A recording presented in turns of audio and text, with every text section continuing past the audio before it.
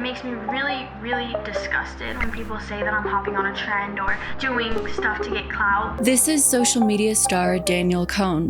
It's your girl, Danielle Cohn, and I'm going to be doing a question and answer. It's been alleged that when Danielle was 13 years old and social media famous, she got pregnant by a 16-year-old. We definitely didn't think that it was going to go as far as it did. We didn't mean to offend anyone. If you got offended or if you looked at it in a wrong way. I'm currently at my gender reveal party. This is Danielle's mom, Jennifer. I cannot deal with you not sticking up for me. You only care about yourself. When Danielle was a child, her mother, Jennifer, encouraged her to post videos on social media and even lied about her age, saying that she was years older than she really was.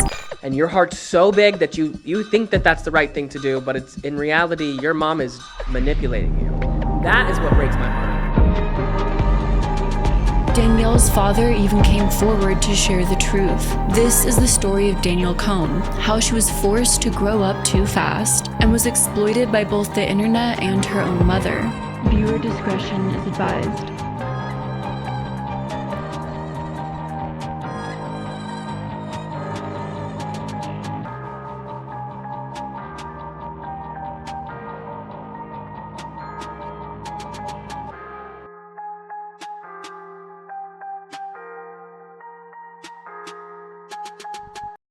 There are few young social media stars with as controversial and as exploitative of an upbringing as Danielle Cohn, and that's really saying something. The exploitation of children for financial gain, attracting predators to watch, and creating drama and harm to a child. Danny, show them your body so they can be quiet.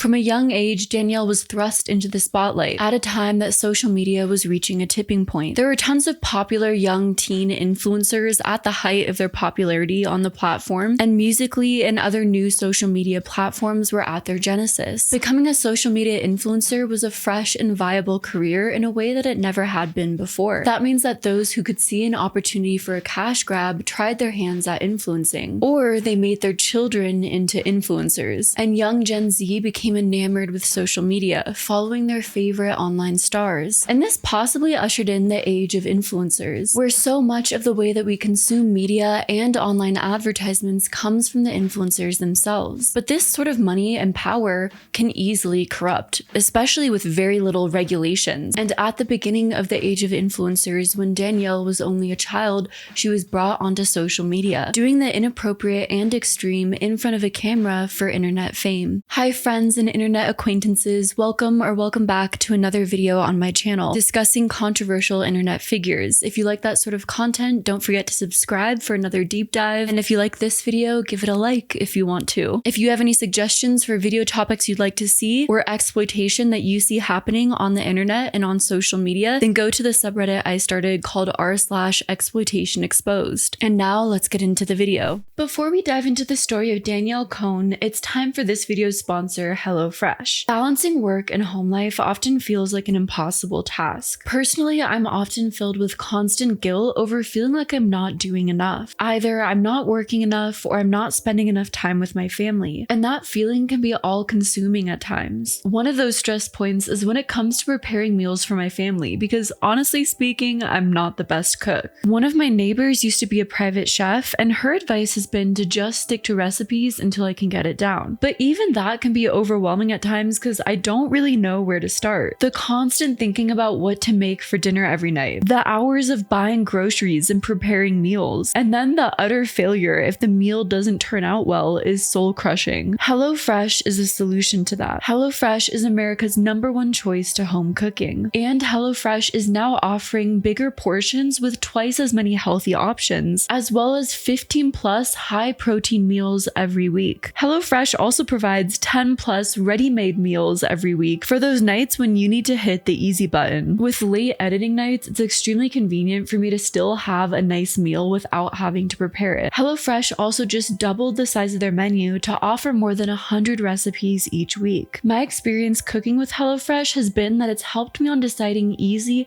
family-friendly recipes that both my child and I have enjoyed. The recipes have also been easy to follow. The instructions and photos are all on one page and are clear and concise. With all the ingredients being provided to you in exact amounts, I also really appreciate that I don't have any leftover ingredients that just sit in my fridge that I don't have any use for and I never end up using. And the proportions are always the perfect amount for my family. I mean, we really gobbled up that meal completely. It was delicious and we were satisfied after eating. A lot of the times when choosing a recipe, it's hard to guess if the proportion size is going to do that, but with HelloFresh, it takes the guessing out of it. Because of all those reasons, I think it's the best solution for those like me who are wanting quick and easy to prepare meal solutions. So take advantage of the new HelloFresh by using my code CWHMFM at HelloFresh.com for 10 free meals plus breakfast for life. 1 free meal per box with an active subscription. Free meals applies as a discount on the first box. New or returning subscribers only and varies by plan. Sign up today. Click the link below or use my code CWHMFM at HelloFresh.com. Thank you so much to HelloFresh for sponsoring this video.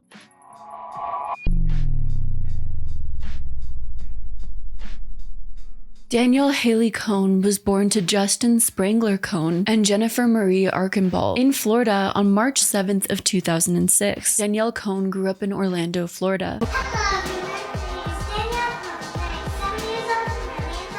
Danielle's birth date has been one of the most widely debated and controversial topics of her entire social media career. But after the information you're about to see in this video, I think I can confidently say that that was the birth date that she's been born on. Though for legal reasons, I might as well add in the word allegedly. The problem is, while we may be fairly confident on Danielle's birth date now, her and particularly her mother largely claimed that she was born 2 years earlier, claiming her to be 2 years older than she actually was. This isn't true. March 7th, 2006? They're off by 2 years. I know how people feel about my age, whatever, let them think what they want. On many websites like Famous Birthdays, Danielle's birth year is simply not listed. Her parents were not together in her early years, but co-parented her throughout her early childhood. Danielle lived in Florida with her mother Jennifer and her father Dustin up until the age of 10. The two weren't dating, but they agreed to live together. Before Danielle became famous on Musical.ly and social media, she became known for winning beauty pageants. Danielle's mother Jennifer pushed beauty pageants, modeling, and singing onto Danielle from a young age. She was basically grooming her daughter to be a star. On to that, and let me get you set here. What's this stuff? Danny's gonna sing for us. Danielle Cohn won the crown at Miss Florida Junior Preteen in 2014. She competed in the Miss Florida Junior Preteen competition 2 years prior, finishing 4th runner-up and then 2nd runner-up. After winning the crown, Danielle went on to be a cheerleader and model for Supermodels Unlimited, boosted her public profile, and was able to travel for nationals competition. In a blog post that was definitely not written by her mother, Danielle talks about how she traveled to Anaheim, California after becoming the preteen queen in Florida and met other queens from other states during nationals. In an interview with Teen Weekly Insider, Danielle Cohn said about show business and her social media career, "How do you prepare for Miss Florida Junior Preteen competition? I prepared by buying a formal dress, by practicing interview question with my mom. I also have to prepare a 1-minute introduction about myself and explain my goals and hobbies. I do this by standing in a mirror and watching myself do it. This helps me fix my problems. If you could travel the world with anyone, whom would you take? If I could travel anywhere with anyone, I would take my mother. She is the only person I would love to experience that with." While we never know what has happened behind closed doors within a family dynamic, there's been 2 sides of this story of Danielle Cohn's childhood. Danielle and her mother claim that Danielle's father kicked her out from an early age. "Tell us about your performance on the app Musical.ly. I started Musical.ly at a rough time in my life. I was just kicked out of my dad's house, so I started Musical.ly to clear my mind. Because of this, Danielle grew closer with her mother, and they seemingly bonded through pageants, performance, cheerleading. My dad has always just tried to play this huge victim and tried to look so good on social media. He's just never gonna be his dad that he thinks he is." Danielle's father claims that this was never the case. He claims that he did not kick her out. You guys, the children, were never kicked out. We made that very clear. The kids could stay at my house at any point. While it would be easy to sit here and theorize that maybe Jennifer took Danielle away from her father so that Jennifer could have more control over her, sometimes reality isn't always that black and white, and sometimes it is. We don't necessarily know what happened behind the scenes. Family dynamics can be incredibly complex. Danielle's mother, Jennifer Archambault, correction, I saw someone else in a video who knew Jennifer pronounce her last name Jennifer Archambault, so I want to make sure I pronounce her last name correctly. Reportedly worked 2 jobs to support her son and daughter, according to BuzzFeed. We weren't rich or anything, so we had one phone. I worked 2 jobs, so when I would work at night, I'd leave the phone with the kids. Jennifer claimed that while she was working at night, her daughter, who had learned about Musical.ly through Instagram, would film lip-syncing videos on the family's shared phone. My main question is, were there any social media restrictions? The mother was completely gone at night and left her children with a phone that they seemingly had free access to. And that's how Danielle's social media journey began. While I definitely empathize for the fact that Jennifer was a single mom, it also seems like through the fact that Jennifer had to work 2 jobs and her children were often alone at night, Danielle herself had to grow up really quickly.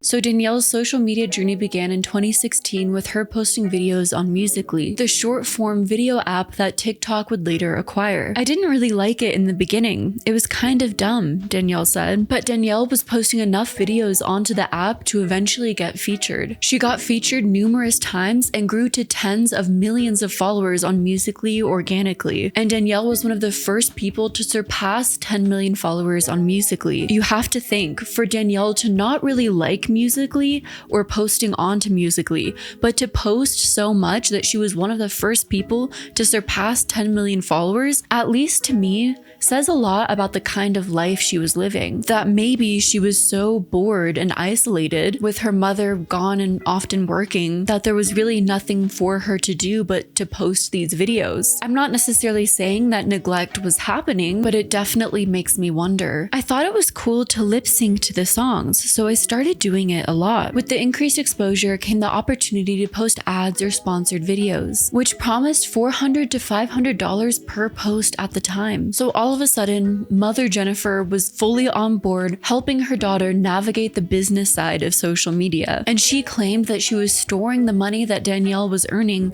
in a separate account. That's money we can have college paid for, she said about the money she was storing. And soon, Jennifer ended up quitting her teaching job, as well as her night shifts, to become Danielle's full-time momager. Jennifer is listed as the contact for Danielle's YouTube channel, and she's been heavily involved in all business decisions and content management. Publicly, Jennifer and Danielle have denied allegations that Jennifer's forcing Danielle to continue to work or exploiting her. Yet at the same time, if your own mother was dependent on your income, managing your career, you probably would feel obligated to continue working. You also possibly wouldn't feel as confident to voice your opinions if it's your mother telling you what you should do with your career, as opposed to a third party that doesn't have as much personal involvement in your life. Both critics and former associates who knew Danielle and Jennifer personally, all of them have claimed that Jennifer exerts significant control on Danielle Cohn, including over her finances. Allegations have also surfaced that Jennifer claims Danielle's earnings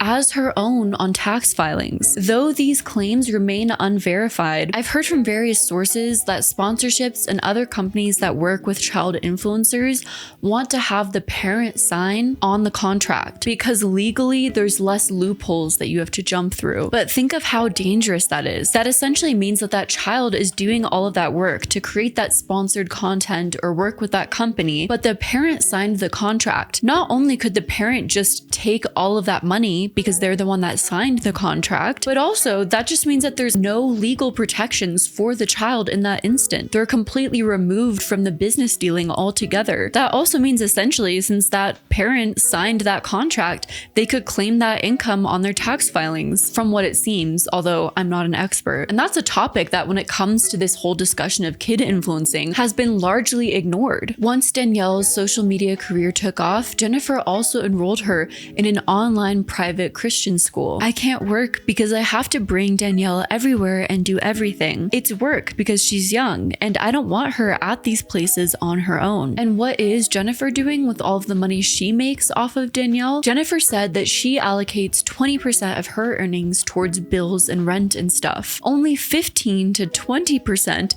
to Danielle's separate bank account, and the rest Danielle has to spend on her own. How old are you? What is going on? Do you know that your mother is stealing your money? Like, are you aware? And she said, it's okay. I want to be able to support my family. And I'm like, no, you're being gaslit. In March of 2017, Danielle and her family, apart from her father, moved to LA to focus on her social media career full-time. All within her first year in LA, Danielle secured high-profile partnerships with Target, Live Nation, and Samsung. And Danielle continued to amass millions of followers on all social media platforms. Danielle even experimented with music, releasing her debut single, Marilyn Monroe, in May of 2017. To date, the music video has accumulated over 15 million views on YouTube. She attended Playlist Live in 2017 and VidCon and performed her debut single. Danielle was nominated for the Teen Choice Award for Choice Muser in 2017, and Marilyn Monroe remains her most popular track to this date. Danielle went on to release follow-up singles such as Hate on Summer and a duet with Greg Mark's What Is It About You. She hosted the POMS tour alongside other social media stars, and throughout 2018, Danielle continued to release other singles and music videos, including Fix Your Heart and Little Like Paradise. Though, as you can probably guess, similar to when a lot of social media stars tried to release music, much of Danielle's music received a lot of backlash. Danielle Cohn, I'm not sure. I can't tell you if she's memeing or if her management was just like, I think you should make a song. And she was like, oh my god, I'll be like famous. And then she just kind of went along with it. And I was like, maybe you shouldn't have. Danielle already had a large following, so there were a lot of eyes on her. And with that comes a certain amount of pressure as well. While there's an advantage to having a following and trying to start a music career because it gives you a platform that many artists don't have, there's also a level of expectation that comes with that. You don't really get a chance to refine your music and develop your own voice before people are already criticizing you and your music. And that seems to be essentially what happened when it comes to the music career of Danielle Cohn. Furthermore, as Danielle continued to share her life online, Danielle started to develop a large group of vocal haters on the internet. Much of the hate directed towards Danielle was probably due to the fact that people didn't understand that she was really 2 years younger than the age that her and her mother were claiming she was, meaning that some of her actions or emotional maturity may have not aligned with the perception that many teenagers who followed her had at the time of who she was and who they believed her to be. And that is ultimately, I think, where the skepticism started when it came to Danielle Cohn. I can smell the fishiness through the picture.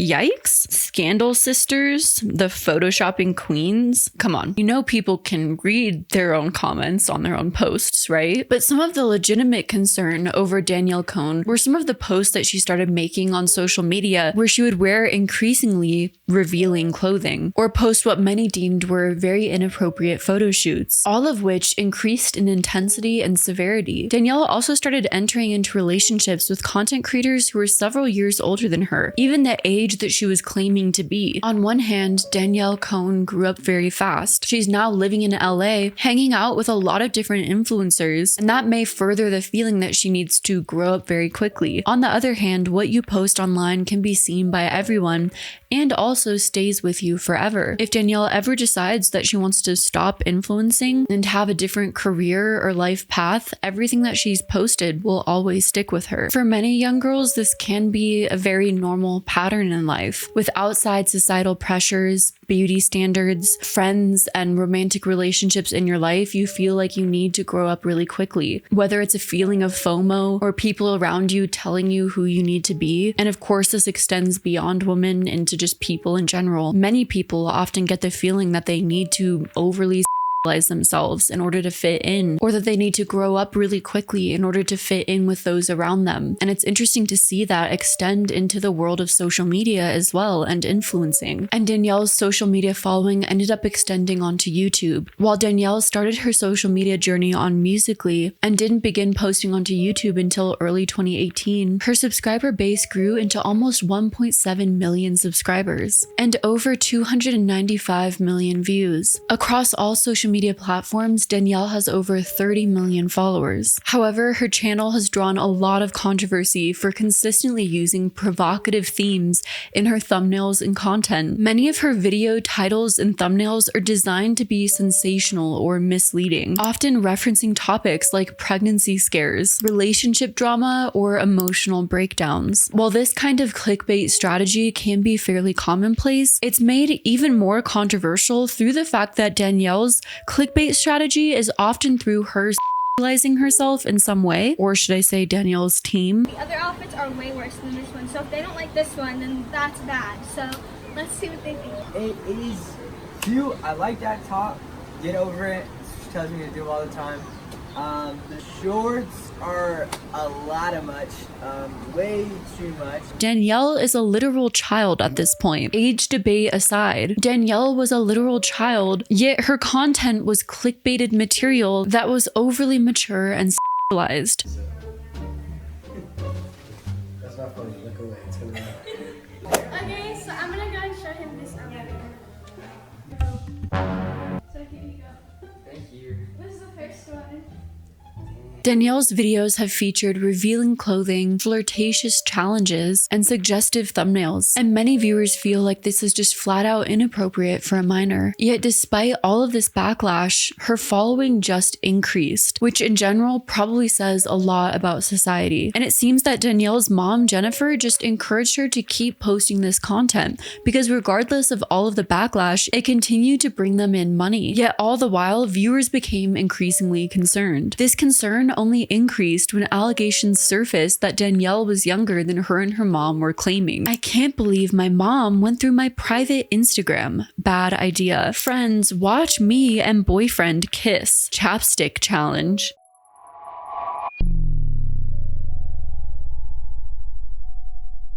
The first concerns about Danielle's age emerged when she began dating older influencers while still claiming to be in her early teens. Even when people still believed Danielle and her mother's claims of her age, they were concerned about the older teen boys that she was dating. On social media, Danielle has been in several influencer relationships. Early on, Danielle Cohn dated Owen Bodnar, then Cole Galati, then Sebastian Topet, which seems to be the oldest boy she dated. They were on and off, and even at one point, he was a fully grown adult while he was dating her. Welcome back to my channel. Today we're doing the boyfriend-girlfriend tag. Danielle then entered into her longest relationship with Mikey Tua. Okay, at first I didn't even believe that it was a hickey.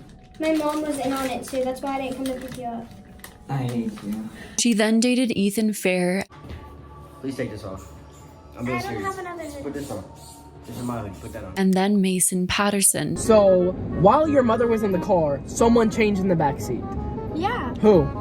You don't know him. Each influencer relationship was documented and posted frequently on social media. Because of the few relationships Danielle entered into early on, she was soon labeled as the girl who never stayed single, which is a little disturbing because Danielle was just a child. Again, I think many people frequently date when they're younger, but it seems that Danielle was criticized and even ridiculed for it because she was younger and documenting her dating experience on social media. Although it's not inherently bad for a teenage girl to move from one relationship to another, it can become unhealthy depending on the reasons behind it and the emotional impact it has. In 2023, NBC highlighted a study about how teenage dating can impact your adult relationships. If an adolescent goes from one relationship to another, they're more likely to find themselves in the same situation in the future, explained study author Antonio Pilanti, a postdoctoral researcher. We have to try to break this cycle. While viewers did notice Danielle's dating patterns and labeled her negatively because of them, they also noticed little signs that started to make them concerned that she was younger than her and her mother were claiming she was. So the internet sleuths began sleuthing, and what they found only confirmed their suspicions and made her online relationships and the fact that her mother was encouraging these relationships,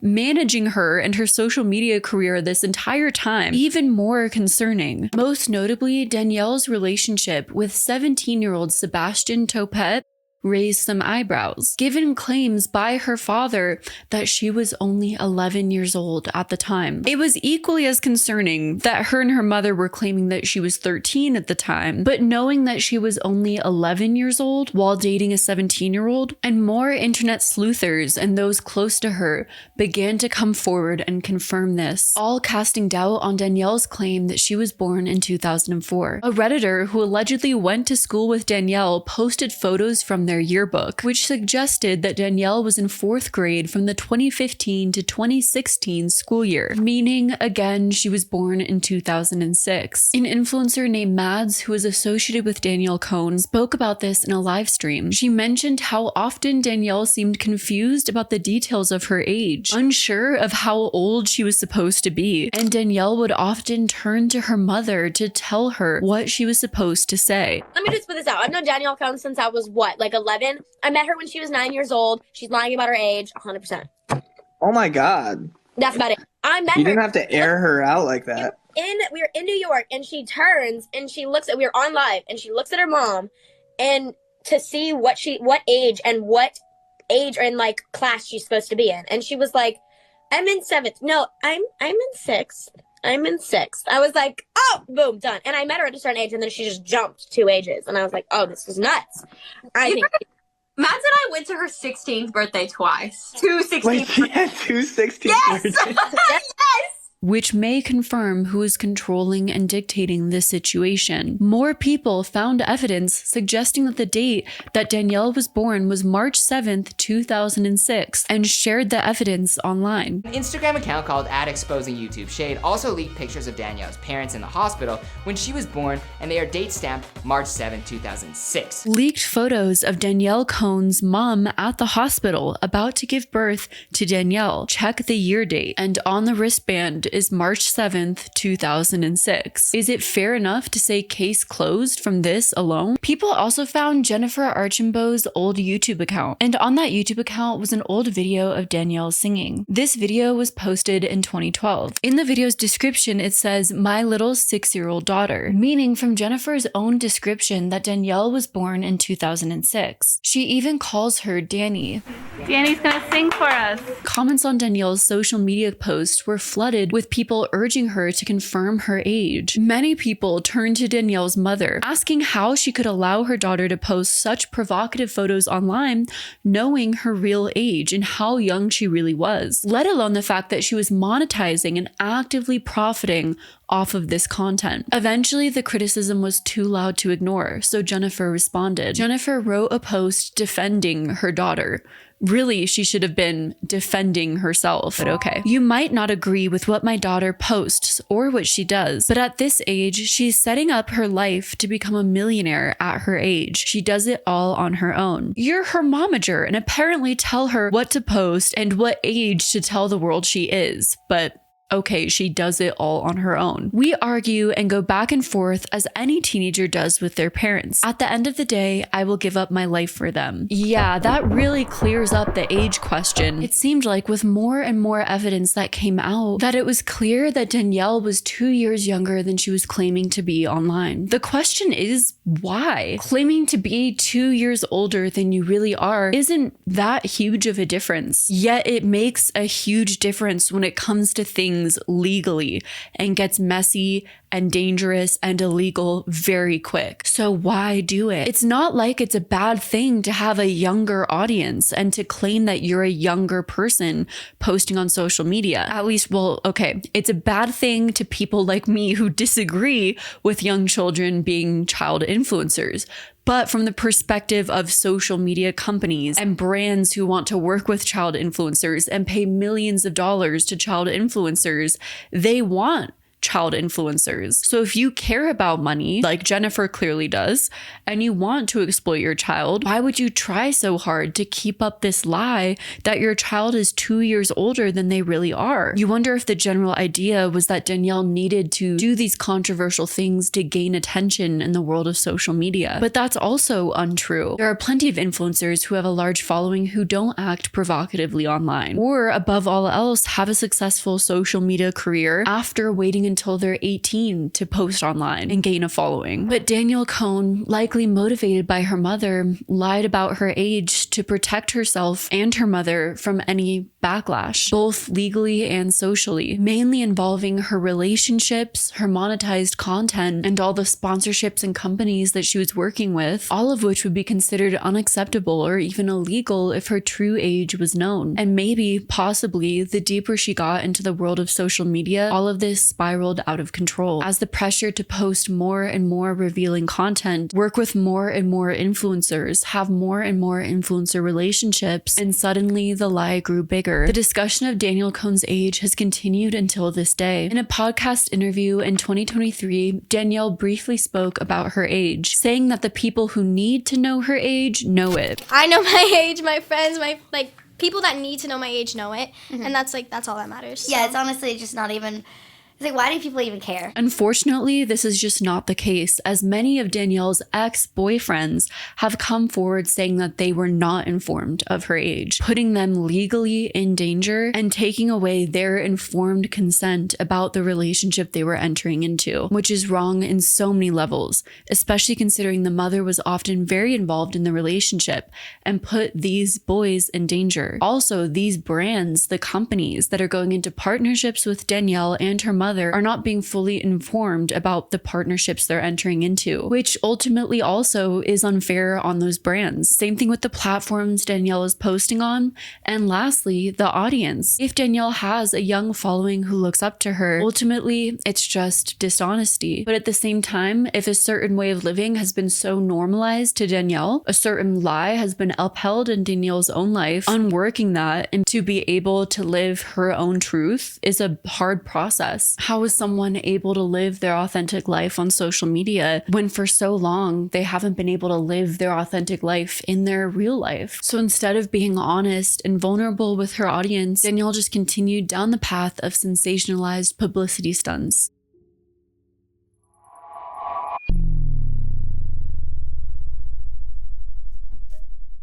While fans were worried about Danielle's safety and well-being, thinking she was being exploited by her mother and younger than she was being portrayed as, online, her and her then boyfriend Mikey Tua, alongside her momager Jennifer, all did a publicity stunt to garner even more noise around her name. In April of 2019, Danielle posted a photo to Instagram in which her then boyfriend Mikey, who was 16 years old at the time, appeared to be kissing her stomach. Mind you, Danielle was 13 years old. The following day, Mikey posted a YouTube video in which he claimed that Danielle was pregnant. I'm currently at my gender reveal party. Danielle Cohn then uploaded a 4-part video to her YouTube channel in which the two claimed that they were getting married in Las Vegas. How would that even be possible when one person was 16 years old, the other 13?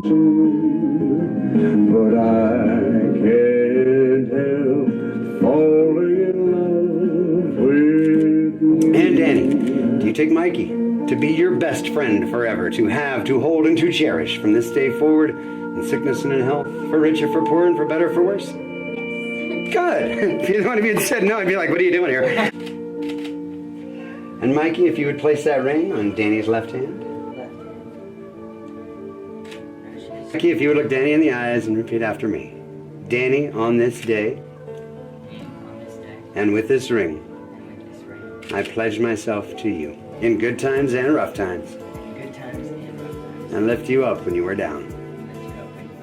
My heart is, and always will be. This fake pregnancy storyline continued for months until it came out that it was a publicity stunt for their YouTube channels. This pregnancy reveal photo has since been removed from Danielle Cohn's Instagram. I did not think it was going to go this far, but it ended up going this far, and we hope that it was a good prank for you guys and you guys enjoyed it. Yeah, we definitely hope that you guys were entertained by this. And with that being said, we do understand that we have a younger audience, and teen pregnancy is something that we don't take lightly. Danny obviously gets called pregnant all the time, and that's why we did this. That's why we did these videos, because we wanted to give you guys something to talk about. And Jennifer claimed that this marriage was all clickbait to BuzzFeed and not a legal union. Surprise, surprise, I know we're shocked. While the internet was shocked that everyone involved was willing to go this far, particularly Jennifer, who just seemed to have no shame. It seemed like this was the catalyst that allowed her father to finally come forward with his story.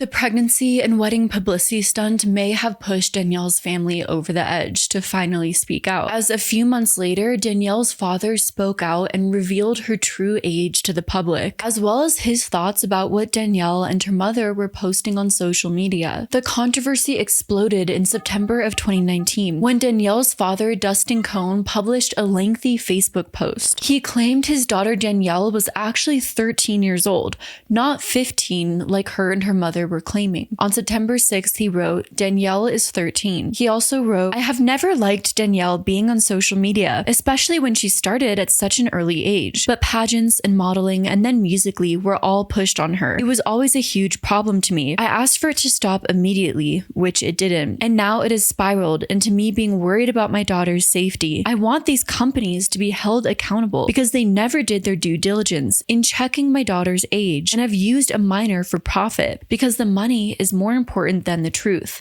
The exploitation of children on these sites needs to stop." Danielle and Jennifer previously claimed that they were kicked out of their home by her father, but he claimed that the two of them lived with him for 10 years and were never homeless, saying, "I would never throw my child out on the streets." We found Pinterest boards with her photos, and I told her mom I worried about files. We tried to take measures to stop it, but it didn't stop. The pictures now have gotten worse and worse. I am finally saying something on social media because people need to be held accountable. There's a video with a thumbnail where Danielle appears to be not wearing any clothing, but her body is censored with text over it and logos that say Walmart and Target, and the title reads, "Target versus Walmart swimsuit haul. Insane results. Video sponsored by Bang Energy." What 11 to 13-year-old drinks Bang Energy anyways? I have never once given my approval for Danielle to do any ads or promotions or shows, and if you have something saying I did, it was fake. He warned people not to contact him for work authorizations as he would not give them out. He also said that his daughter is a child and just should not have been working from such a young age, but that many people around her and these companies cared more about the money. They have no issues using my daughter for clicks, a minor,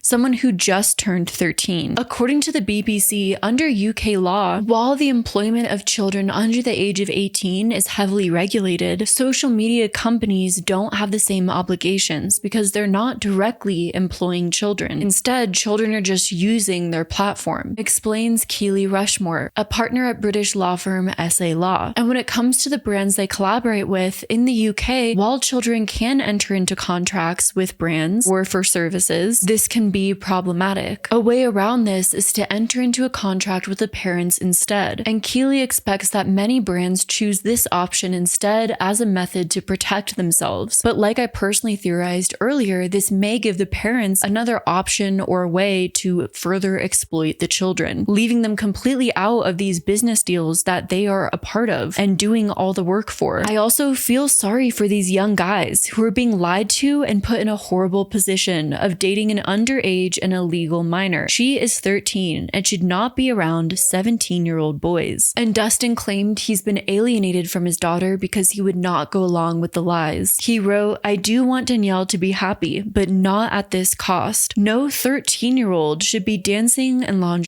I hope she sees one day that I've only ever tried to protect her. I hope others around her wake up and realize it shouldn't be about the money." Danielle's friend Blake Lyons commented on the post with a photo of what appeared to be Danielle's birth certificate. The document also listed Danielle's birth date as March 7th, 2006, meaning if it was legit, Cohn would be 13 as her father was claiming. News outlets were unable to confirm whether or not this birth certificate was real, as Florida birth certificates are confidential per Florida statutes. The certificate, however, does appear to match what a Florida birth record would look like in 2006. At the time of the controversy, Danielle Cohn responded to her father's comments in an Instagram story post. The most bizarre part of Danielle's response is the fact fact that she plagiarized the first half of her response to her father off of a college student who wrote a blog post in an article titled "A Thank You Letter to My Absent Father." But that also begs the question, if she plagiarized the entire first half of this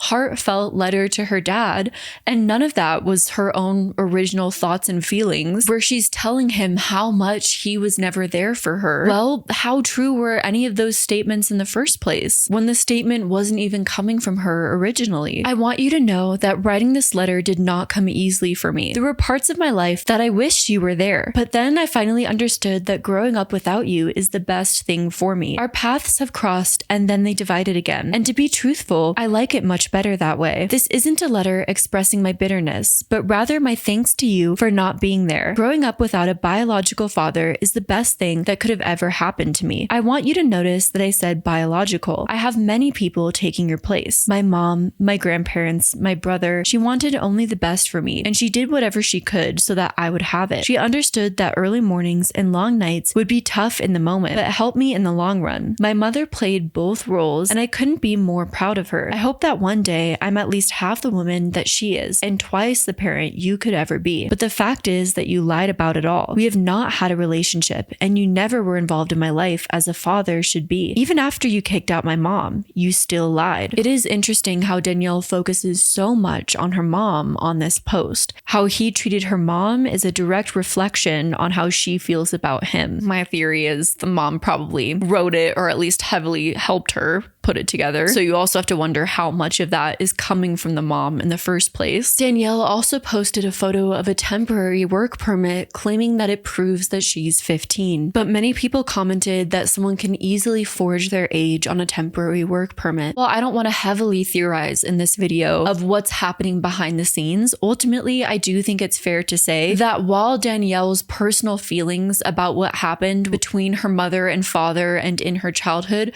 could be very much true, and it's important to listen to Danielle and how she feels about her childhood, it's also very possible that she could be being manipulated by her mother, who has a lot of motivations to manipulate her. She's literally making money off of her daughter and then distancing Danielle from the one person, her father, who has the power to put an end to all of this. By gradually removing Danielle from Dustin's life, Jennifer can remain in control of Danielle and largely benefit from all the money she generates. In June of 2020, Dustin Cohn addressed his daughter's age again, briefly creating a YouTube channel. He posted several videos on the subject of Danielle's age. In one clip, he even showed Danielle's birth certificate, promising that he'd show it again to prove that she's 14. Tired of all the stuff her family has said about me and all the stuff that's been going with the relationship and all that, and I've had enough. First things first, everybody's been asking about the birth certificate, so here it is. Obviously, she is 14, just turned 14 on March 7th. She was born on 2006. Here is the proof. Multiple people have shown this birth certificate. My mom had multiple members of her family calling her constantly, screaming at her, leaving crazy messages over the fact that she told the truth. Dustin's YouTube channel is no longer available. In response to her father's YouTube videos, Danielle posted a video of her own titled "The Truth About My Dad." In the video, Danielle described her parents' toxic relationship and spoke about her father's behavior throughout her childhood. And so the fact that I even have to go online and share stories about him really sucks for me, because it's not something that I want to do. The violence that would happen in my house every night, it really was really hard to just sit there and have to watch every time and not be able to do anything because I'm just this little girl. She claimed that her father often drank excessively and was violent. My dad he definitely would drink a lot. He would smoke a lot of marijuana. There would be nights where my dad would come into my room and smash things. He came into my room one night and smashed my TV in front of me. She went into detail about the incident that she continually referenced, where he kicked the entire family out of his home. Me just like being in a house with him, it's gonna bring back memories. And it's like, I don't want to say that to him. Dustin responded with another video where he continued to claim that he never kicked his family out of the home. You guys, the children, were never kicked out. We made that very clear. The kids could stay at my house at any point.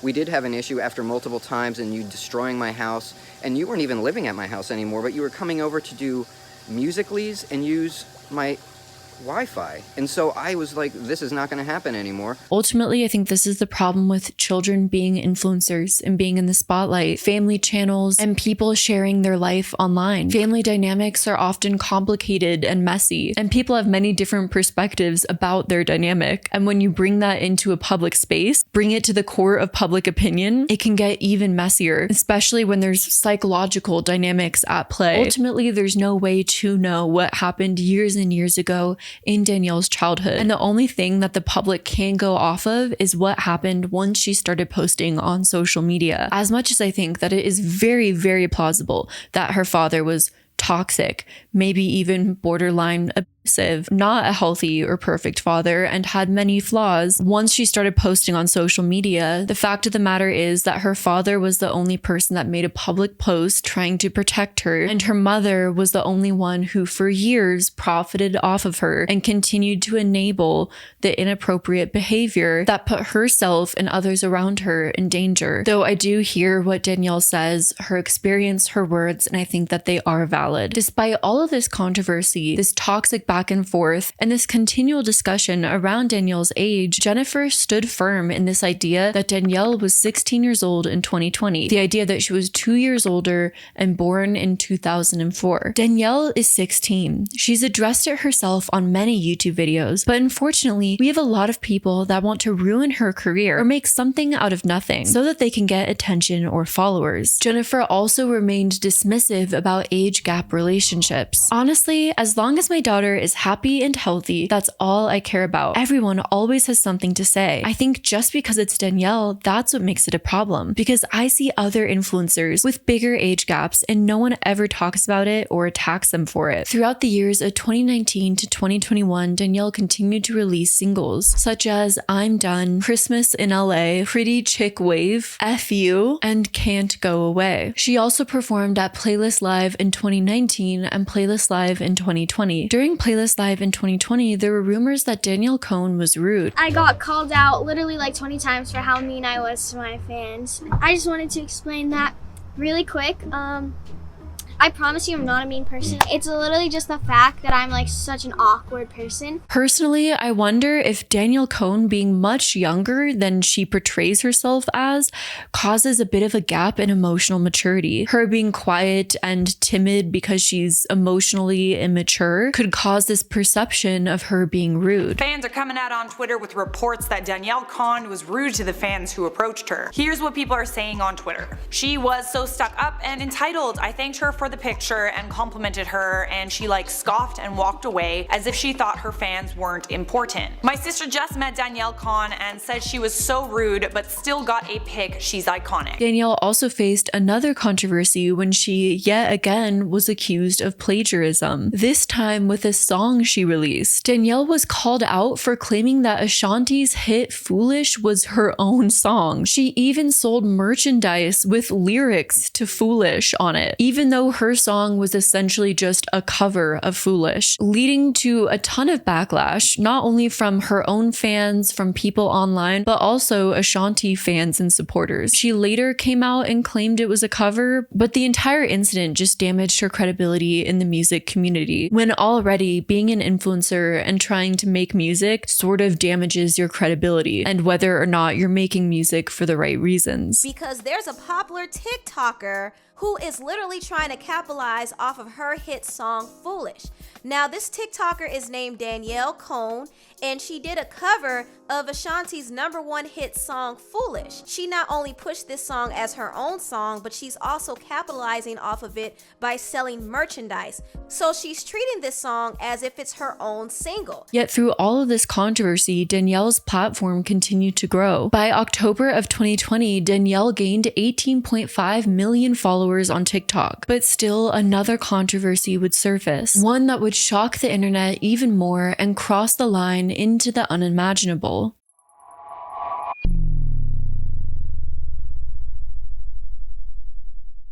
Concerns over Danielle Cohn's well-being spiked when a leaked audio made its rounds online. In July of 2020, a leaked audio showed Jennifer Archambault scolding Danielle Cohn. This audio revealed that Danielle had undergone an abortion in January of 2020. This means that at the time of the procedure, Danielle would either have been 13 years old, if you believe the account of her father and internet sleuthers, or 15 years old, if you believe Danielle and her mother's claims. The clip was posted to the @2Help Danielle Cohn 2 Instagram account, but eventually removed. Jennifer can be heard calling Danielle Cohn cold-hearted and regretting allowing her daughter's past behavior. Jennifer can be heard saying, "I allowed you to have an abortion. I allowed so much that I shouldn't have allowed. It's allowed you to be the person you've become." In follow-up audio clips, Jennifer suggested that Danielle go live with her father, possibly meaning that Danielle and her father's relationship wasn't as bad as Danielle initially claimed. Either that or Jennifer didn't care how bad Danielle and her father's relationship was and still wanted her to go live with him. I can't do it, and I cannot deal with you not sticking up for me in some sense. You're cold-hearted to me all the time, and you only care about yourself and what's best for you, unless it's you or Mikey. And we can't get along at all. And I think we just need some time away from each other. I'm letting you do this at this age. I allowed you to have an abortion. You go live with Dustin for what? Because these clips had become so viral, Danielle released a YouTube video titled "The Truth About My Abortion," in which she confirmed the procedure and her decision. Because now not only was her private information exposed to the public, but she now had to defend her decision, being a young girl and having to make that tough choice to get that procedure, all while being in the public eye, and having her own mother seemingly be against her in all of it, yet profiting from her at the same time. Danielle confirmed that the audio was real and that she had gotten an abortion in January of 2020. Everybody has their own opinion. It does not mean that you need to be mean to me about it or tell me that I'm wrong, because I definitely know that I did mess up, but I'm going through a lot right now with everything.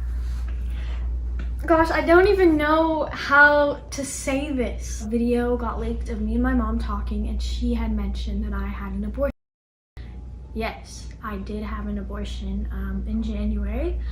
And I figured that it would just be best for me to come clean about it, because there's no need to lie. Danielle, unfortunately and tragically, claimed that she had been manipulated into having sex. The feeling of being pressured into doing something before you're ready to, or manipulated into doing it, is something that I'm sure many people can relate to. And sometimes our childhoods can prime us for these experiences. If we're told throughout our entire childhood to be obedient, or are manipulated by adults we're supposed to trust, that could easily lead to our first romantic encounters, relationships, and sexual experiences mirroring that as well. Danielle said she didn't initially recognize her appetite and lethargy as signs of pregnancy. I'm sure because she was a teenager, as most people suspect, 13 years old, and wasn't really prepared to notice these signs. Danielle expressed in the video that she felt like she had to now talk about her story, but she used the video to talk about how those faced with a similar choice shouldn't feel embarrassed by their decision. You know, you hear about teens getting pregnant all the time, but you never really realize it until you're sitting there and you have a pregnancy test in your hand that says positive, and you're like, wow, I really got pregnant. I went through it alone, and that was the hardest part, because nobody cared, you know, like, and I couldn't tell my family. I didn't want them to be disappointed in me. Like, nobody cared. I had to do this alone. Like, I was so scared of the fact for people finding out, and now the whole internet knows.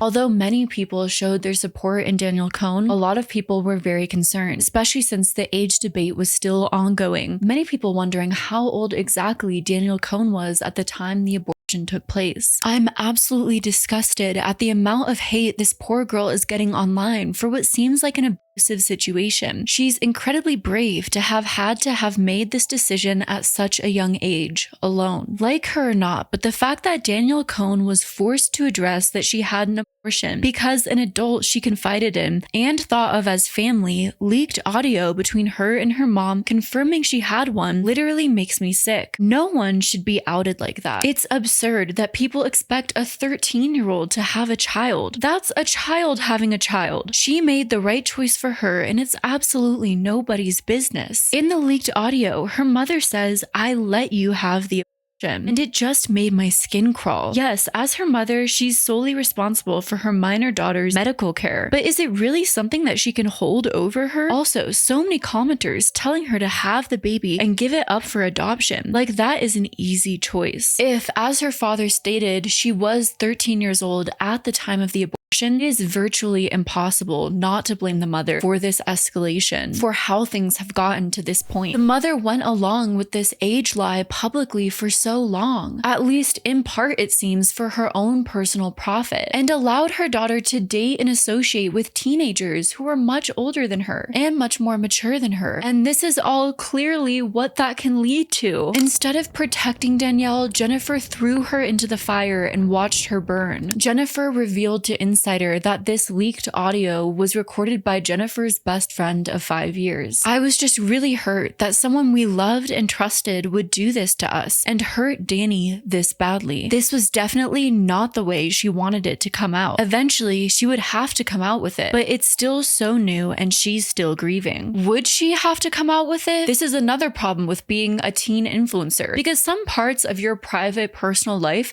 should always stay private and personal. This idea that everything should be put out there for the internet to consume, ravish through, break apart, and digest over and over again. I don't think that should ever be normalized. The blame lies on the people who think it's okay to put not only their own lives, but most importantly their children's lives on full blast because ultimately they profit from it. Jennifer claimed that she was proud of her daughter for discussing this issue. Things like this happen, unfortunately, and I'm happy Danny was able to share her story in hopes to prevent other young girls from having to deal with the same pain and heartache she's had to deal with. After this whole situation, Danielle and Jennifer took a break from social media. It's also been claimed by those who knew Danielle during this time period that she slept with a baby picture by her bed because she was so young and traumatized by everything that had happened. Even though Danielle and her mother were taking a break from social media, that didn't necessarily mean others formerly involved in their life weren't speaking on them. In fact, them taking a break from social media may have finally emboldened others to speak about their experiences with the Cohns.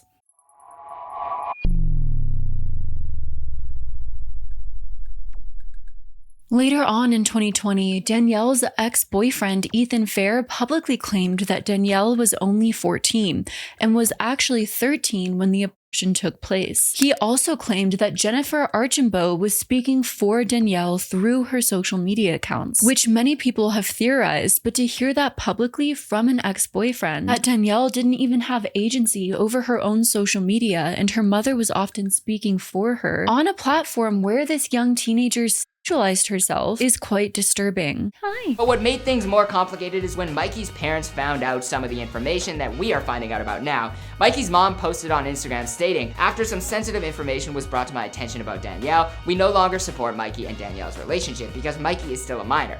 We have taken away his social media." Danielle's ex-boyfriend Mikey Tua did an interview on the podcast Dropouts. The YouTube video is now removed, but it's still available on Spotify. The podcast discussed Mikey's relationship with Danielle and the ongoing deception that was happening the entire time. Mikey and his mother claimed that Danielle's real age was concealed to them for an entire year of Mikey's relationship. Did you know all of that before you guys begun dating? At the beginning of the relationship, did you know how old she was? No, I found out a year into it. She would often appear older due to makeup, hair extensions, the things she'd wear, the ways that she would try and act. They also claimed that Jennifer enabled the entire relationship. She was involved through the whole thing, sometimes controlling and orchestrating things behind the scenes. I personally know both of them, and she's a very, very sweet girl. This is not me saying anything about her, but I have a lot to say about the mom. I hate to say that, and I hate to put somebody on blast, but I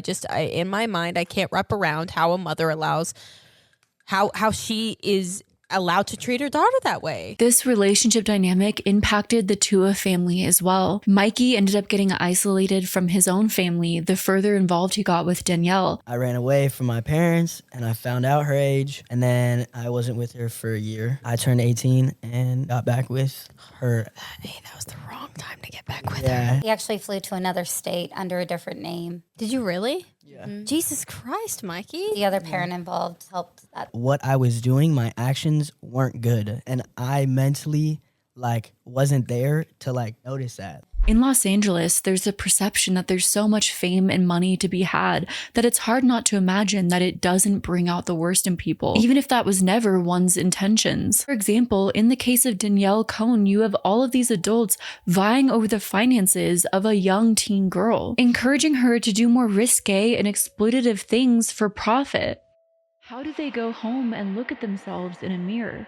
And Danielle Cohn has profited significantly from her social media and music career. Her estimated net worth is around $2 million from a combination of music sales, YouTube ad revenue, social media sponsorships, and merchandise. Though reports suggest she's earned substantial income annually, some estimates indicating she earned between $1.5 million annually to $3.5 million in her peak of 2017 to 2020, when she was around 11 to 13 years old, reportedly. Brand endorsements from companies like Target, Fashion Nova, and Samsung have all contributed to this success. Jennifer has said, "You might not agree with what my daughter posts or what she does, but at this age, she is setting herself up for life. She can become a millionaire at her age." And unfortunately, she's right. Danielle has an estimated net worth of over $2 million.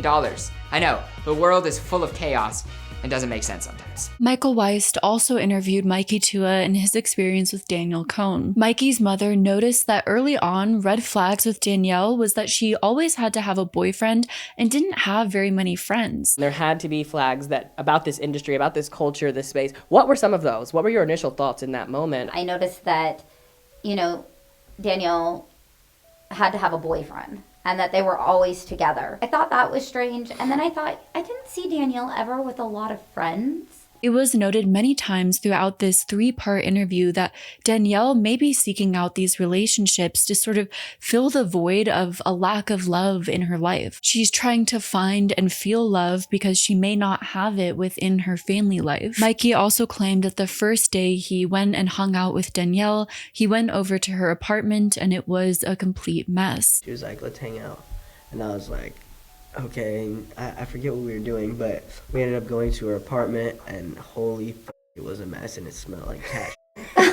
Well, of course, this speaks more to the mother, the family. Personally, to me, the first thing I think is, okay, every family member around Danielle is profiting off of her, but they can't even manage to keep a clean environment for her. As Mikey and Danielle began hanging out more and more, Jennifer called Mikey's mother, asking if they could help them move out of their apartment into a new home. While helping them move, the group was involved in a serious car accident, and the teenagers had to be admitted into the hospital. While Danielle was being seen by doctors, Jennifer showed up to the hospital and was asked by doctors how old Danielle was. Jennifer, in front of everyone, from what they implied, lied to the doctors, about her daughter's age. We go up to give her medical information. So this is where it begins. They ask her age. Yeah, the mom had told the doctors basically that she was born in 2004. And you overheard this? I was right there. After the traumatic car accident incident, Mikey and Danielle were very close, bonded through experiencing a very traumatic incident together. And soon after, they started dating. Just off of publicly dating Danielle, Mikey's social media accounts shot up significantly. In 1 week, he gained From 30 to... 300,000 followers. From publicly dating Danielle. 200,000. But they also claimed that the moment Danielle and Mikey were together, the two were together all the time, and that Jennifer encouraged this. Though it seems that Jennifer and Danielle wanted Mikey to be with them all the time in order to make content. Throughout the relationship, Mikey and his mother detailed several times in which Danielle and Jennifer would dangle the relationship over Mikey's head in order for him to do what they wanted, which was usually showing up at a certain time and place in order to film content. It was like super late, and they wanted us to go past Santa Clarita to drop Mikey off at Danielle's house because she hadn't seen him in, a few days. And I'm like, no, this isn't happening. So then they allowed for Mikey to get a pass, and we got to go home and go to sleep. But the deal was that once we woke up, we had to come to her home and we had to film a YouTube video. From the account of Mikey's mother specifically, when Mikey was still a minor and his family began pulling back, seeing the red flags in the Cohns, Jennifer exercised all of her power to try and isolate Mikey from his family, even purchasing a plane ticket for Mikey without his family's permission to bring him to Florida with her and Danielle. Jennifer had got Mikey a phone, and Mikey's mother believed that this was another way to gain control off of Mikey and even track him, where he was going and who he was talking to. How was that presented to you? Because to me that feels very sneaky. She was like, we need to get you a phone. We got to get you a Florida number. So you have a phone at this point, and she says you need a Florida number. I now know Jen's MO. I know her tactics. It was so she could have Life 360 and she can follow, and she had access to who he was calling, who he was texting. There was a moment when Mikey called his mother with Danielle on the phone, crying, wanting her father Dustin's information because Jennifer had allegedly physically abused her. Jennifer would also threaten to take Danielle's phone away if she didn't post certain things on social media. Basically what happened was Danny got her ass beat by her mom, and I stepped in and pushed Jen because what I was witnessing was abuse. She would take Danny's phone and like threaten to throw it and break it and all these things if Danny didn't post or didn't do X. How did Jen know that now all of a sudden Mikey was reaching out to me? The mother has held her son accountable for being in a relationship with Danielle, especially going back to her, primarily when information started to come out about her real age, while also discussing the fact that he was a victim in all of this as well, manipulated and developing real feelings for a person while being lied to the whole time, and there being psychological factors at play as well. When he went back to her, was it a poor choice? Yeah. Absolutely. By definition, it is. It's extravagant. I agree. I've watched her coerce Mason into sleeping in that room, and I've watched Danny be like, Michael, what do? I feel nervous. And I'm like, you don't need to do anything, Danny. Go to bed. And she's like, well, I need to make him mine. It'll do well. And I'm like, no. God, no. What and it's so sad that Jen has not shown her that. So, Michael Weist, the person that interviewed the Tuas, is a very controversial internet figure that some of you may be familiar with if you're familiar with the story of Tana Mojo. Michael himself has often been accused of exploitation. And yet, after interacting with Danielle and her mother Jennifer, Michael decided to launch a multi-part series on child star exploitation in the social media industry, and particularly how terribly Danielle has been exploited by her mother. So, how did it get to this point?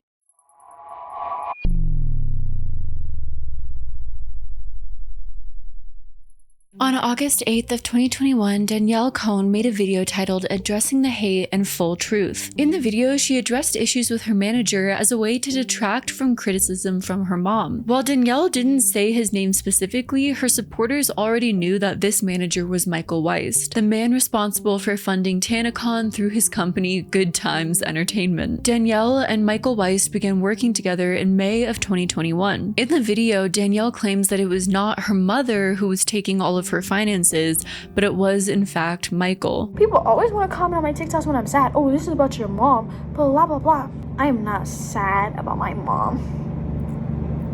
No. And then people are like, oh my god, your mom takes your money. No, actually she doesn't take my money. You know who takes my money? This manager that I work with that forged my name and is saying that he owns me now. Funny, huh? Throughout the video, Danielle Cohn continually emphasized that family and blood are more trustworthy than a random mother effer whose priority is to take her money. What's sad is those two things might be one and the same when it comes to the case of Danielle. On August 21st, Michael responded to the video with his own, The Truth About My Client Danielle Cohn. In the video, Michael claimed to have witnessed Jennifer take advantage of her daughter. He spoke about specific incidents like a discussion he had with Danielle where she claimed that Jennifer emptied her bank account. You know, it started to be very uncomfortable for me watching Jen, her mother, taking advantage of her. Danielle had told me at one point she had $300,000 in her bank account, and then a couple months later had less than $10,000, which is concerning for Danielle. Jennifer was often questioning Michael about Danielle's whereabouts, and Danielle was often asking him to stay quiet. Michael also accused Jennifer of pimping out her daughter, as he witnessed multiple occasions where Jennifer would tell Danielle to pose provocatively for social media. I had begun to notice a pattern of behavior that was really not healthy. Jen saying things like, you should wear this bikini pic, or you should post this ass pic, or you should do this, essentially pimping out her daughter. And it made me feel very uncomfortable. He also claimed that Jennifer showed signs of emotional abuse, frequently making negative comments about Danielle's abortion after she'd already gotten the procedure. There were times in which she would say, oh, if you wouldn't have aborted your daughter, you would be on 16 and pregnant.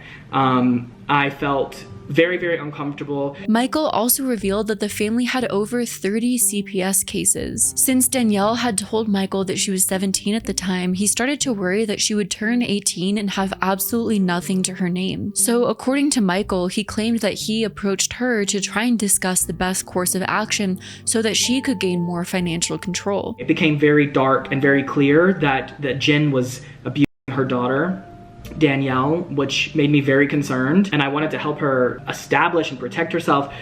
Jen had been telling me that they had 30 CPS cases, all of which I now know why. The first plan of action for Danielle having more control over her career was her gaining access to her business email account. This email is where Jennifer handled all of Danielle's brand deals. Jennifer also allegedly asked Michael to monetize Danielle's music, so Michael allegedly submitted claims for Danielle's music so that she would be able to receive the funds. While Michael was accompanying the family on a trip to Nashville, he ended up finding out that Danielle signed with another management company. So during their time in Nashville, Michael confronted Danielle about the fact that she signed with another management after he allegedly had funded so much of her career under the guise that she would sign with him. It seems like this confrontation didn't go well. I discovered that Danielle had lied to me about being signed to Michelle Paramore, and she actually had management at this time, and that she could not sign with me, and that definitely changed the dynamic, as I had, spent all this energy and effort and time into us working together. And Danielle was still not signed to me at this point,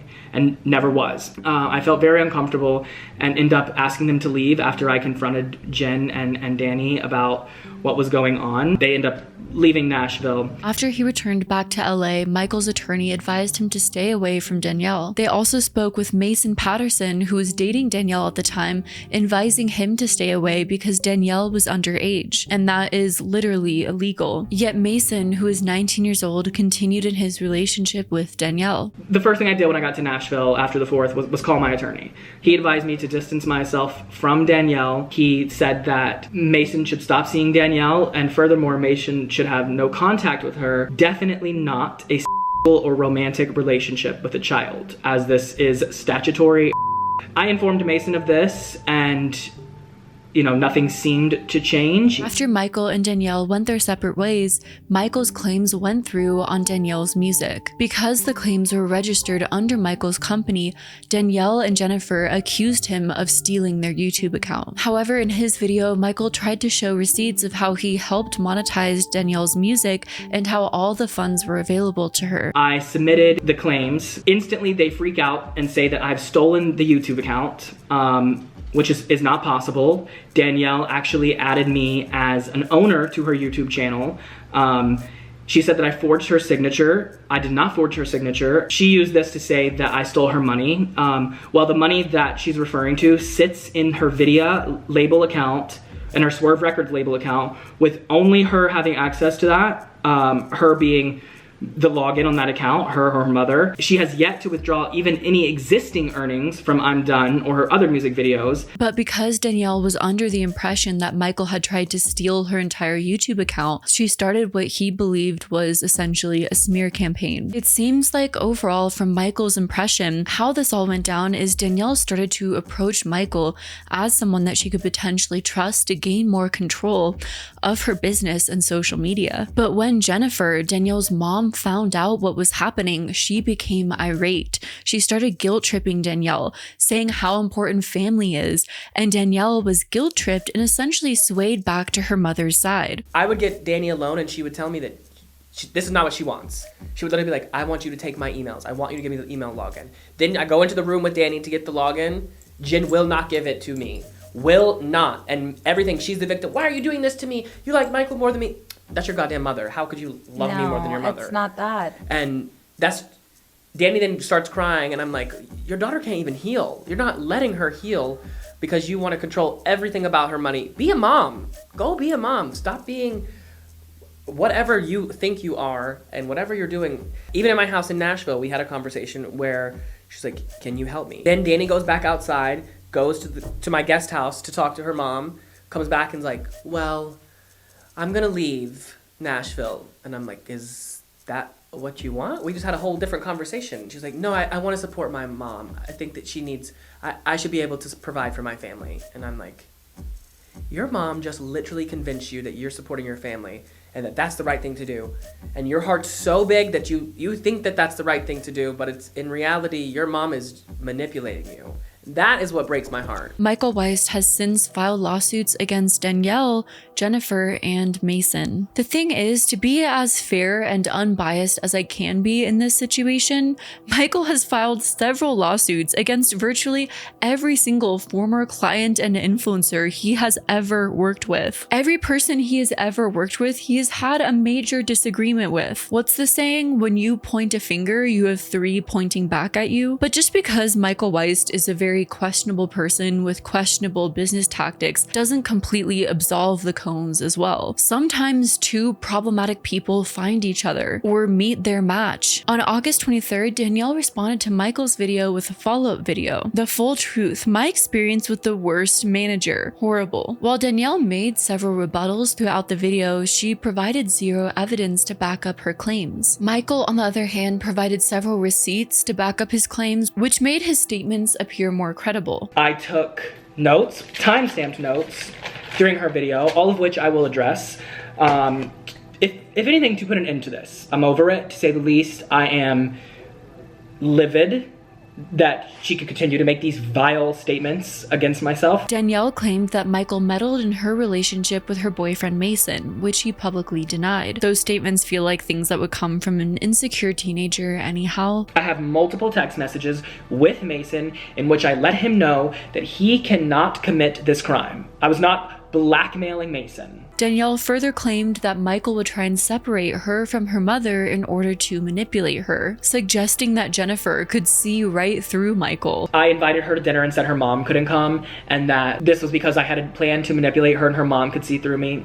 No. I simply cannot sit across from a woman who has abused her daughter, watch her to continue to do it, and pay for their dinner. It hurts me physically, it hurts me emotionally, and it makes me feel very uncomfortable. Danielle's boyfriend at the time, Mason Patterson, allegedly purchased earrings as a gift for Michael at one point for helping him out with something. Because of that, along with the fact that Michael was gay, started bouts of paranoia in the Cohn family. Danielle allegedly had her friend post a TikTok making subtle digs at Michael, and even had Mason's mother call him, questioning her son about his sexuality. Clearly, you were upset, which started all of it. Clearly you were jealous and upset or something. You thought Mason, whatever. You made Kano post a video that very clearly shames him and calls his mother to call him. I never outed Mason, ever. Never took it romantic. Danielle also, disturbingly, accused Michael of assaulting her adopted brother, who has come out himself and denied the accusation. She accuses me of assault on her adopted brother. I have a plethora of content proving otherwise. All of this evidence. Israel, who you're referencing, very clearly even comments on your video and said that that's not true. Going straight to essay between men, in my opinion, is a demonstration of the Cohn's blatant homophobia. Danielle brought up an incident where other content creators, Bryce Hall and Mikey Barone, claimed that Michael had touched them inappropriately and hacked their Twitter accounts, though this was proven wrong in court. So the statements of inappropriate touching, it's my opinion that we should always take those very seriously if those statements are coming from the victim themselves. Danielle claimed that Michael trashed her home when he was staying there. Michael claimed that Danielle demanded that Michael stay at her home during their trial period and exposed the family for living in a dirty environment. Danielle claimed that I trashed her house when I was there. First off, the house that you forced me to stay at, that I did not want to do, but I had to in anticipation of working with you and frankly to protect you from Jen. However, I could not trash a house that is literally already trashed and you don't take care of it. The living conditions that Jen subjects you to is f***ing disgusting. Simply because there was cat piss and dog literally everywhere. There was furniture like destroyed. That house is frankly the most disgusting house I've ever been into in my entire life. Danielle ended her video by telling her audience to cancel Michael. Literally cancel him. Like, please. Like, literally. Just like, get him off the internet because he's literally terrible. However, Michael's video would go on to be much better received than hers. However, it does seem that after so many poor client interactions, Michael hasn't had a very successful career after all these public fallouts. When Michael started interviewing others who had been involved in the Cohn scheme, he started receiving anonymous threats. You're a push that's why you don't answer your phone. You're also stupid. Do not mention Gavin, Mag, us, or Piper Raquel, or any entities. You will be getting a cease and desist. Thank God we have the power to f***ing destroy you if you take one step towards my family or my likeness. Be careful who you are dealing with because you are a bad boy, a gangster, but be mother f***ing careful. I said, it's 8 a.m. Who is this? LOL. They said, shut the f*** up, you gay motherfucker. You ain't no hood bitch. You a gay rat, gay f***. I literally said, shut the f*** up, f*** off. Strange that Piper Raquel, another girl with a very similar story, is being mentioned in this as well. I'm curious to know how this has relevancy, right? Like we're talking about Danielle Cohn. That's what we've been chatting about, and this story of how children in the industry are being capitalized on and abused and monetized in ways for no one's gain but the parents, it seems, such as Jen, Danny's mom. That has very quickly ruffled some feathers. With some other parents? Yeah, and I don't know how it's relevant, but clearly there is some parents out there who are trying to stop this conversation from happening. I think that they're working on some things, and again, I could be wrong, because I'm very removed from that situation. But I do believe that they're now friends and maybe they're having conversations. From how Mikey and Michael speak on this, it almost sounds like all of these powerful mothers who exploited and profited off of their child daughters' stars were aware of how their daughters were being from a young age and are now all associating with one another and networking with one another in the industry like an exploitative motherhood mafia, which is really bizarre. Something to certainly be aware of because it could cause them to further suppress their own children's voices for their own power and gain. With more people speaking out, more laws being put in place to prevent the exploitation of children, these people might start networking. They might start fighting back, doing things to keep the power they have in place. Michael Weist interviewed a family friend of Danielle's named Virginia, who met Danielle when she was 9 years old because her daughter went to school with her. I know this woman prior to her daughter basically blowing up on Musical.ly. I met Danielle when she was 9 years old. Virginia said the red flags started with her when Jennifer said that her daughter needed to have a relationship at 10 years old, and the control that Jennifer started to exert on Danielle escalated from there. Red flag started with me when Jennifer said that her daughter needed to have a relationship at 10 years old. The way that they displayed that relationship, it was like, you know, same outfit, same clothes, going on little trips to Disney, doing little always things Disney. like that. You know, and it started like that. And then from there, it was like, what do we have? Cole Galati, Sebastian, you know, all of that. And she's 11 years old dating a 17-year-old. Her daughter was knocking on my door at 11:30 at night at 9 years old, 10 years old, because her mom kicked her out. And that was because of not doing a Musical.ly. I seen this woman slam her daughter's head, and I've said this before. I've seen this woman slam her daughter's head against the wall because Danielle was choosing not to do these Musical.lys. Danielle would fight back, and her mom would be like, all right, we have to buy these outfits, we have to do this, we have to put makeup, we changed your hair. Virginia exposes that her account of Danielle's start on social media was not the public narrative that Danielle and Jennifer tried to assert, but that actually Jennifer was the driving force behind them doing social media, and she had even tried to get Danielle's brother Chad into performing as well. Do you feel that she's like always been this way, or do you think that it was like... Yeah, because she started it with Chad. If you guys really do your homework, there's videos of Chad as like a 2-year-old in these disgusting videos where people are cursing, but she wanted to put them in the spotlight, like, you know, the next kid, you know, superstar. And it never happened. And then when she got Danielle, It was like she won those pageants. Virginia spoke further about how Danielle is financially in control of every single person in her family, which is not a healthy position for a young girl to be in. But you have to remember that this is a 15-year-old girl who's in control of every single buddy in her family, from the grandparents to the uncles to the brother to all the people living with her. Virginia claimed that once Danielle got the Target brand from Musical.ly, Jennifer immediately started homeschooling her, and from there started to plan out how to get Danielle more and more famous. Once that Target brand deal hit, it was like, boom, we're going to start. She started homeschooling while she was in Florida. Dustin, the dad, was having issues because she wasn't doing her work. She wasn't properly giving it in. Then the teacher would have to see her on video because she knew Danielle didn't do the work. In the interview, they then spoke about the missing money, how after years and years of Danielle allegedly making millions, no one knows where the money is, except for likely Jennifer. Katie told me last night that the Bang deal basically paid Danny $46K, I believe, a week for over 2 years. So we're not talking what I believe to be millions of dollars missing that Danielle has no idea that she probably even made. And because I heard Jen say that she's only getting paid $400 a video. So Danny thinks she's barely making money on social media. Her mom's over here pocketing millions.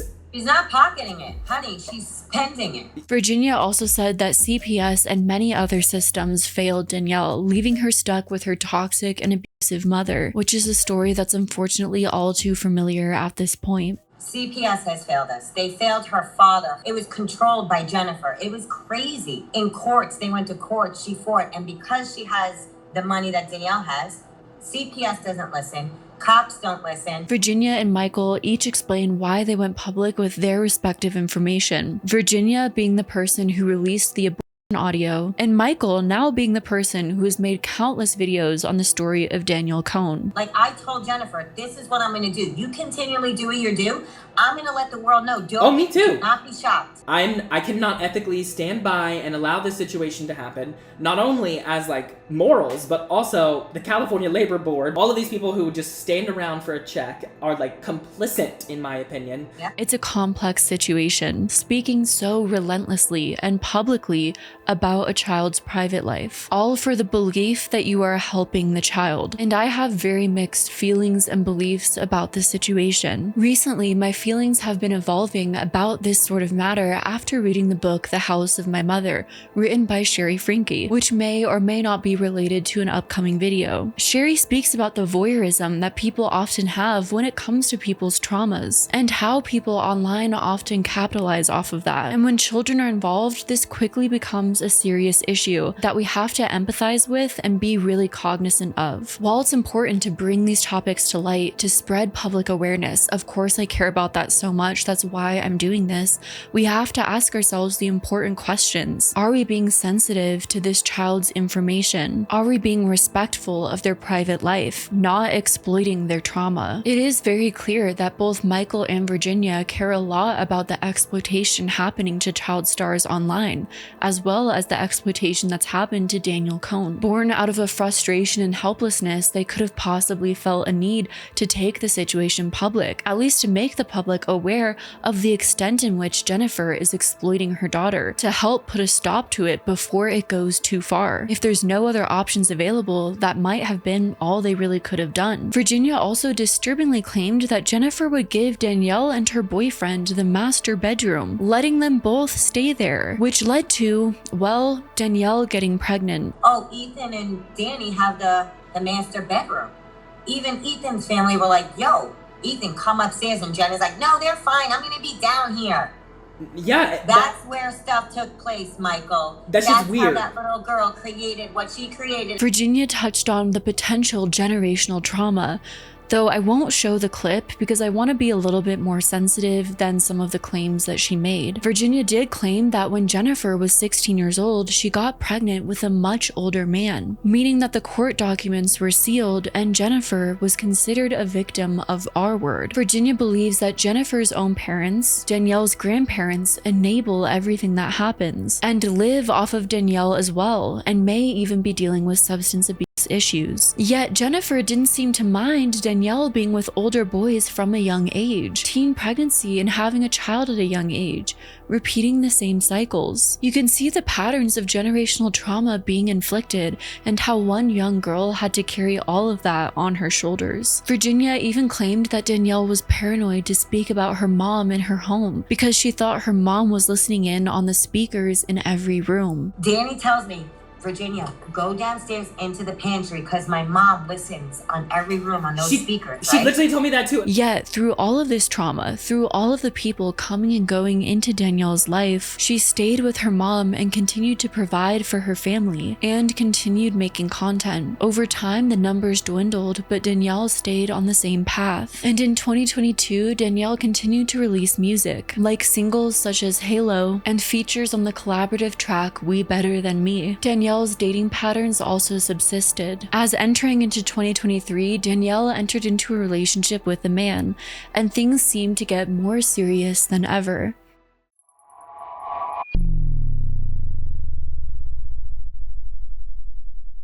In April of 2023, Danielle met and started dating Brandon Lowe, though not much is really known about him. The couple met on social media after Danielle started following his TikTok and Instagram profiles. While Danielle's frequent dating patterns have been noted, I wonder if her relationships are encouraged by those around her because it's essentially a form of content, since those parasocially interested in Danielle's life would be interested in who she's dating, wanting to keep up with her life, therefore engaging more in her content when she's in a relationship. Once Brandon followed Danielle back, the two started communicating via text. She liked my story like as I was about to like her story, so I was like, okay.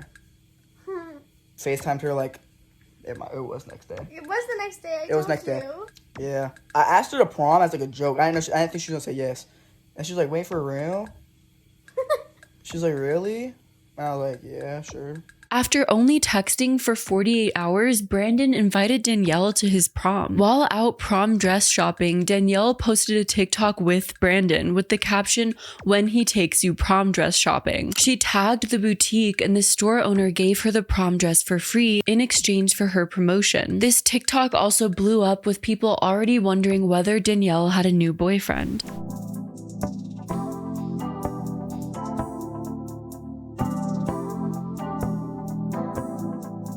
And the two made their relationship official only days later, during their second time meeting in person. It happened really fast, but it was just like, when you know, you know. And over the next few months, Danielle was constantly posting content about her and Brandon's relationship. It seems like every aspect was utilized for content, and the two of them gradually posted more and more private moments of their relationship over time, as well as participating in TikTok challenges and dance trends as well. Oof. Got your girl. You should have treated her right. Now she would have ripped because she love it over here. Yeah, I love it over here. This further contributes to the theory that Danielle needs to be in a relationship for content on her social media, which is sad because no person, especially teenagers, should feel reliant on a relationship for any reason. On August 13th of 2023, Danielle and Brandon created a shared YouTube channel. This channel sporadically documented their new relationship. In the middle of nowhere. The woods. Look at this.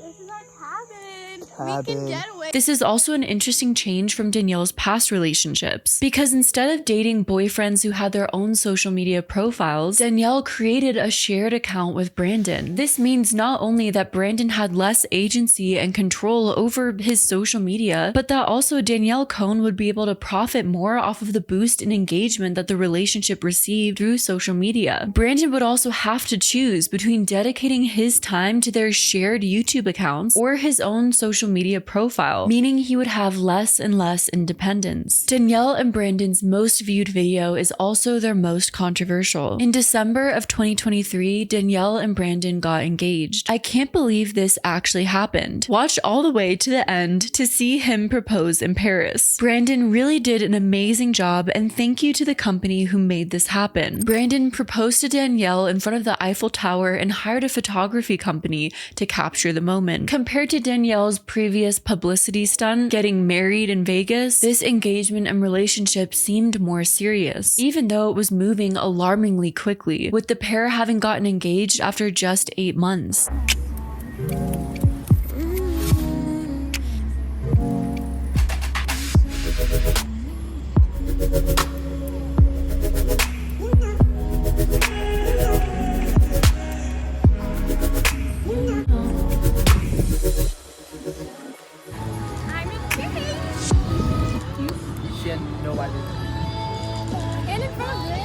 Danielle's audience, having seen her go in and out of numerous relationships, were shocked to say the least. Meet someone who appreciates you for who you are. But most of the comments expressed their concerns over Danielle's age. Danielle was claiming to be 19 years old at the time, but if Danielle was born in 2006, as most people claimed her to be, that would make her only 17 years old. In Florida, the legal age to marry without parental consent is 18. However, if a person is 16 years old, they can marry with the written consent of both parents or legal guardians, and the older party cannot be more than 2 years older than the applicant. After Danielle announced her engagement, she posted another video in which she shared the news to her friends.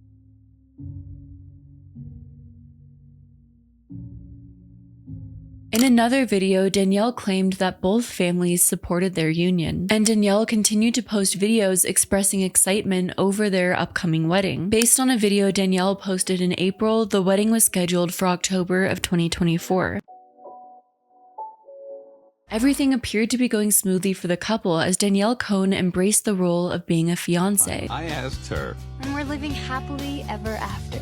But for many, not surprisingly, the happiness was short-lived as Danielle and Brandon announced the end of their engagement, which ended in July of 2024. Danielle discussed how the couple was forced to continually push back their wedding date, which ultimately left a strain on the relationship. And I had mentioned that yes, I ended it, whatever. Obviously, that's a lot on a couple to have to go through pushing your wedding back and deciding that. It was a lot on us, and it definitely caused us some issues, clearly, that we're going through currently. Though Danielle claimed there was no infidelity and that her and Brandon were simply going through a rough patch. There was no cheating. Really no reason why besides the fact that we are going through a rough patch in our relationship. Are we gonna work it out? I hope so. We might not. That's just life. Danielle confirmed that the two were still in contact, but the future of their relationship was up in the air. But this was the last that we'd ever hear of the couple, Danielle and Brandon quietly disappeared off of the internet entirely.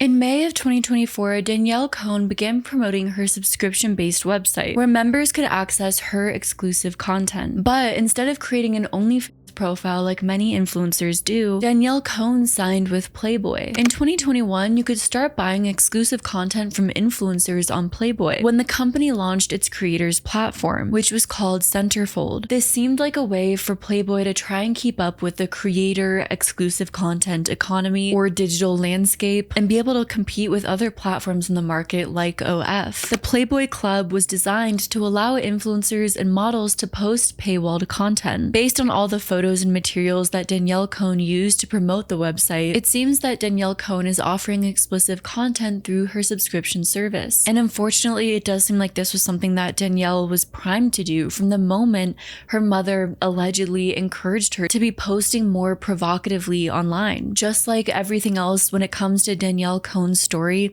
it seems like the path was always meant to lead here. Was this the plan her mother had designed for her all along? And interestingly, Danielle signed with Playboy in May of 2024, only 2 months after her birthday. If Danielle was born in 2004, like her and her mother claimed, this means that she would have been turning 20 as she was entering the adult entertainment industry. However, if Danielle was born in 2006, as it seems the general consensus is, that means she would have just turned 18. And 2 months later, after turning 18, entered the adult entertainment industry in a pretty big way. Both OnlyFans and Playboy Centerfold utilize age verification systems. Centerfold takes advantage of a system from Persona Identities to verify that all users creating content are at least 18 years old. This verification process involves government ID and selfie verification. What scares me the most about this is you have to wonder, if these sites didn't have such strict age verification systems, would those around Danielle have encouraged her to enter the adult entertainment industry sooner when she was not legally an adult yet, but she was publicly claiming to be online? Maybe that's just my anxiety talking. Though now it seems in the past year or so since Danielle has been 18, a lot has changed. The things that Danielle decides to post online have changed drastically, which again makes you wonder who was controlling her social media posts when she was still a child.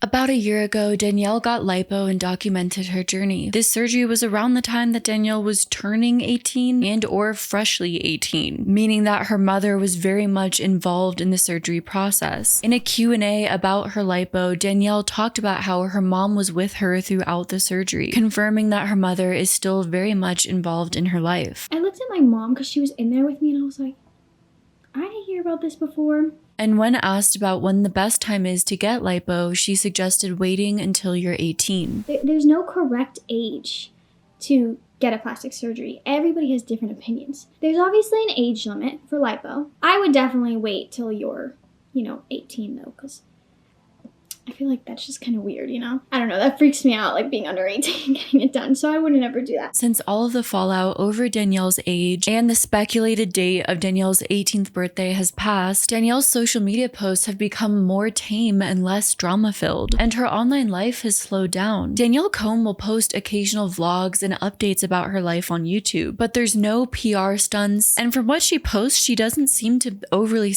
sexualize herself like she did in the past when she was a child and her mother had more control over her life. While Danielle maintains a large TikTok following and still posts with her boyfriend that she has at the time of filming this video, the impression one gets is that she's just casually sharing her life online with people that want to hear about it, which is a drastic shift from the Danielle Cohn of the past. Like in a video Danielle posted 3 months ago where she made a life update about meeting her new boyfriend. Like I said in the beginning, I'm in a relationship. This is kind of crazy, to be honest, how that all happened, because I went into this new year like so happy. I had no intentions of like being in a committed relationship, and I do think that's why the relationship I'm in right now is so special, because it genuinely was so unexpected. Alongside this drop in drama has also been a video view drop. Danielle's video views haven't reached above 50K in over a year, but sometimes that's not a bad thing. For years, Danielle had millions and millions of eyes on her, most people viewing her in a harsh lens when she was a child, and as she was directed to expose a lot of herself. So one must wonder if it's best for her to live a quiet life, so that Danielle's able to grow and mature without the internet and her family's over-involvement. Danielle also started a small business, a self-care bath and body brand, which is called Her Lovely Pleasures. And on YouTube and TikTok, Danielle will post videos of herself making the product and packaging it, sending it out. Hi everybody, make our handcrafted bath salts with me as a small business owner.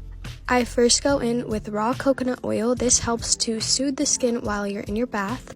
I then go in with real lavender buds. These are going to help to calm the mind and the body before bed and get you nice and relaxed. The Epsom salt is also going to help with soothing body aches and your body before bed. I then go in with some dried rose petals and some pink Himalayan salt. This is my favorite thing to do before bed. I hope you guys love this. Bye. It seems from what's been posted online that this small business is something that Danielle's been doing on her own and is really passionate about. So it makes me hopeful that Danielle's potentially branching out and finding her passions outside of her mother's input and control, and outside of the life that she's lived for so long on social media. Maybe it's just the Love Island season that has me thinking about this lately, but while I've always been an advocate for accountability when it comes to influencers online and the ways in which they exploit their audiences, I feel like we also have to decide where the limit is. How long do we need to hold someone accountable for their past mistakes before it's simply bullying? Should we even be concerned with holding children and child influencers accountable? Seeing the amount of backlash that Danielle Cohn has received throughout her online career as a child, I struggle to see any positives in that, because ultimately it seems that the only thing it did was bring her closer to her mother, a potential abuser who was taking advantage of her financially. The unfortunate reality is, as much as I might personally disagree with children becoming influencers, every day more and more children are gaining followers and more people are finding ways to exploit them. And toxic online followings only enable this sort of exploitation and control tactics. The most shocking thing about the story of Danielle Cohn that I chose not to show and to highlight very little of in this video were the amount of things I stumbled on where grown adults were saying tremendously hateful things to a literal child. The world is getting more and more hateful every day, but I don't think it needs to be like this in every corner of the internet that we turn to. And maybe it just starts with some people commenting positivity and love in a space where others are not. I myself am struggling with this at this moment because as much as I love my job, I also want to find more ways to spread positivity right now, because the amount of hate in the world currently has gotten to the point where it literally makes me feel physically sick. If you have any ideas of how I can do that, how we collectively can do that, drop a comment below. And this is also me sending love and positivity to you as well. That might have been a very weird ending to this video, but just something I've been thinking about throughout the course of this story. Wondering if Danielle had more positivity, more positive comments, more love and support, if things may have gone differently. And that's all for this video today. If you're curious what the next video topic will be, I'll be leaving a comment down below for hints, so definitely check that out. And also check out the subreddit r/exploitation exposed, and I'll see you in the next video. Stay well until then. Bye.